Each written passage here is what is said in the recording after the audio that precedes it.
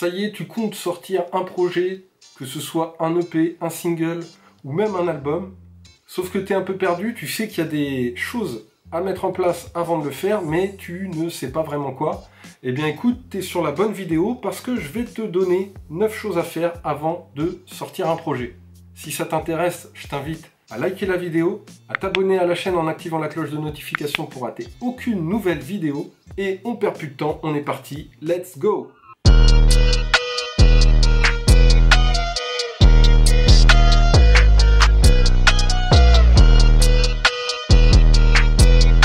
C'est donc Théo du blog jeveuxrapper.com. Donc comme je te le disais, dans cette vidéo, j'allais te donner 9 choses que tu dois mettre en place avant de sortir un projet.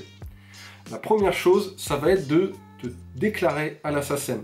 Pourquoi? Eh bien tout simplement parce que, imagine, tu fais un carton, ton son, il circule, il passe en radio, il passe à la télé, il tourne dans tous les carrefours, dans toutes les charcuteries de France, eh bien il faut que tu puisses toucher des droits et donc ça, il faut que tu sois inscrit à la SACEM. Donc pour ça, je t'invite à aller simplement sur le site de la SACEM, tu fais ta déclaration en ligne et voilà. Ça va te permettre de toucher tes droits, de protéger tes œuvres, également de profiter d'un accompagnement, voire même de toucher des subventions. Et ça, c'est vraiment la première étape de ta nouvelle carrière d'artiste. La deuxième chose, ça va être de mettre des copyrights sur ta création. Alors, on est d'accord, à partir du moment où tu l'as créé, en fait, dans le droit français, directement, le droit d'auteur s'applique. Tu n'as pas besoin d'aller payer pour justifier que c'est toi le créateur. Le problème, c'est que des fois, il y a des conflits entre deux parties. C'est moi le premier à l'avoir créé, non, c'est moi le premier à l'avoir créé. Et ça peut être vraiment compliqué à prouver que c'est toi le premier et que c'est l'autre qui a copié. Donc pour simplifier la chose, tu peux poser un copyright sur tes créations. Évidemment, c'est payant parce que ça passe devant un huissier. Suivant ce que tu fais et l'œuvre que tu proposes, ça va d'une quarantaine d'euros à une centaine d'euros. Mais ce qu'il faut savoir, c'est que surtout, ne présente pas juste une œuvre pour la mettre en copyright parce qu'en fait, c'est juste le fait de demander le copyright et pas la quantité de copyright que tu demandes qui joue sur le prix. Donc par exemple, tu viens avec une chanson ou avec 50 chansons que tu veux passer sur copyright, sous copyright, pardon, eh bien ce sera exactement le même prix. La troisième chose à voir, ça va être de trouver les moyens de distribution. Donc aujourd'hui, avec Internet, on a vraiment de la chance parce qu'il y a plein de sites qui proposent de distribuer ta musique pour qu'elle soit sur toutes les plateformes. Donc je pense notamment à DistroKid, qui est vraiment le top, ou alors à TuneCore.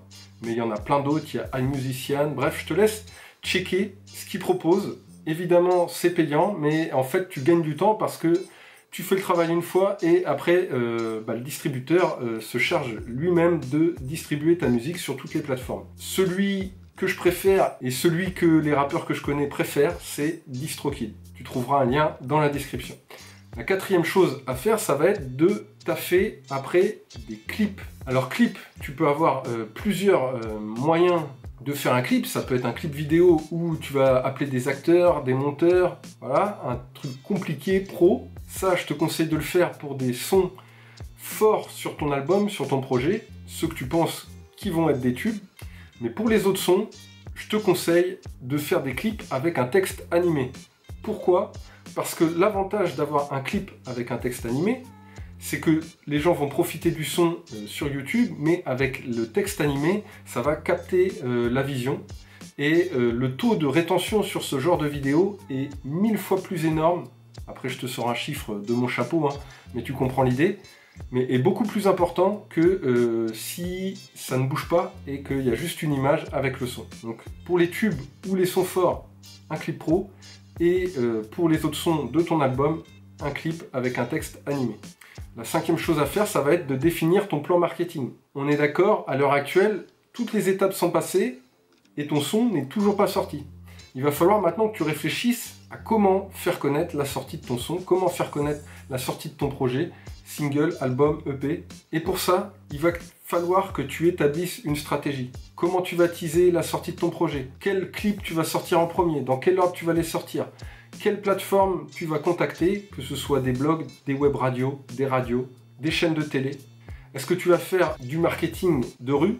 Bref, comment tu vas t'y prendre pour annoncer la sortie de ton projet et amener un maximum de gens à aller l'écouter? Eh bien ça, c'est avant la sortie qu'il faut y penser, et les 3/4 des rappeurs oublient ce point-là, et c'est qu'une fois la sortie faite, qu'ils se disent « Ah mais au fait, va peut-être falloir que j'annonce aux gens que mon projet est sorti », sauf que en général, il est trop tard. La 6e chose, ça va être de préparer un dossier de presse. Maintenant que tu sais que tu vas contacter des radios, que tu vas contacter des sites, que tu vas contacter des influenceurs pour parler de ton projet, il va falloir que tu aies un petit dossier pour leur donner envie en fait de parler de ton son. Donc il va falloir que tu partages des sons pour leur faire écouter, mais si tu fais comme les 3/4 des rappeurs, tiens écoute mon son c'est top, et que tu attends en espérant qu'ils kiffent et qu'ils partagent, alors que ces mecs là, enfin on reçoit, moi par exemple je reçois par jour franchement une dizaine de sons par jour, donc tu te doutes bien, je peux pas tous les écouter, même s'il y a sûrement des perles rares dedans.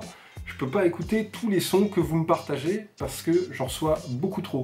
Alors j'essaye d'en faire un maximum, mais je suis désolé, je peux pas tous les écouter. Mais par contre, il y a des petits malins, et en fait, ils vont se démarquer. Ils vont pas seulement te dire, tiens, écoute mon son, fais-moi un retour. Ils vont te donner quelque chose qui va te donner envie d'aller voir. Déjà, ça va être de parler d'eux, petite biographie, qu'est-ce qu'ils sont, pourquoi ils s'intéressent aussi à ton média. Donc si par exemple t'es une radio, pourquoi cette radio-là, elle est en accord avec ton style de musique. Et créer un petit dossier où y a des visuels, il y a du texte, il y a de la vidéo, il y a de la musique, ce qui va simplifier grandement le travail de la personne pour partager du contenu. Et ça va éviter, par exemple, si c'est un journaliste, de se dire « Ah oui, il est bien, sa musique, elle est bien. Bon, faut que je fasse des recherches parce que je sais pas d'où il vient. Je sais pas c'est quoi son histoire ». Si tu as déjà fait tout ça, le journaliste, il se dit « Ah bah tiens, il me manquait un article, parfait, il est déjà fait, tac tac, et voilà. » Et c'est réglé.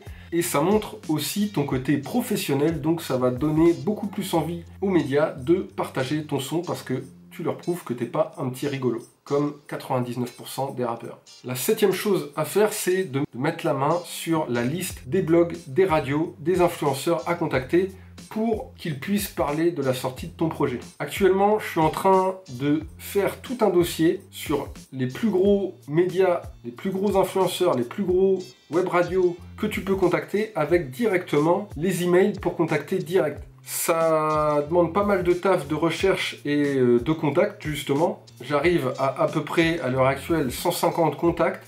Si ça t'intéresse de mettre la main dessus, n'hésite pas à me le dire dans les commentaires. Ça risque d'être bientôt disponible. La 8e chose, ça va être de voir dans quelle playlist sur Spotify tu vas pouvoir rentrer et de créer des playlists, contacter des influenceurs qui peuvent te faire rentrer dans les playlists. Parce qu'aujourd'hui, les playlists sur Spotify, c'est un truc de malade pour faire connaître sa musique. Tu imagines ton son au milieu d'une playlist qui est écoutée par pas mal de monde. J'aurais presque envie de dire, en fait, les playlists, c'est aujourd'hui ce qu'étaient les DJ il y a encore quelques dizaines d'années. Bref, tu peux pas t'en passer. Et enfin, dernière étape, la 9e, ça va être de créer un site web. Créer un site web, pourquoi ? Bien, tout simplement parce que déjà, c'est pro, c'est synonyme de professionnalisme. Si on tape ton nom sur Google, on doit pouvoir te trouver. Il n'y a pas besoin de se casser la tête là-dessus, ni de savoir coder, ni rien du tout. Il faut simplement que tu aies un nom de domaine en accord avec ton blaze. Et ensuite, tu peux passer par WordPress et un hébergement pour faire ton site internet. Ou alors, tu peux faire encore plus simple et passer par la plateforme System.io pour créer ton site et vendre ta musique directement sur ton site. Je t'ai mis le lien dans la description. Voilà pour cette vidéo. Si elle t'a plu, n'oublie pas de la liker. Si tu veux aller beaucoup plus loin dans tout ce qui est promotion musicale, je t'invite à cliquer ici. Tu cliques, tu t'inscris et je t'envoie une mini formation offerte directement sur ta boîte mail. Et sinon, je te dis à très vite dans une prochaine vidéo. Allez, ciao!